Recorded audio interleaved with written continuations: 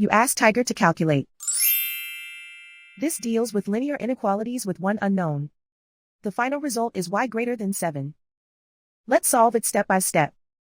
Group all constants on the right side of the inequality. Add 9 to both sides.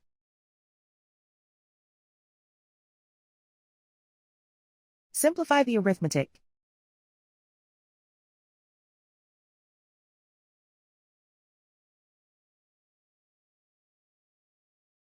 Isolate the y. Divide both sides by 2.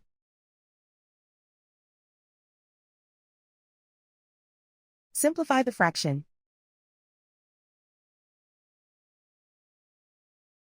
Find the greatest common factor of the numerator and denominator.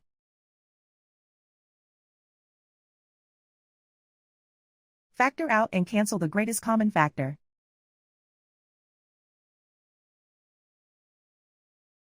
Plot the solution on a coordinate grid. And so the final result is y greater than 7.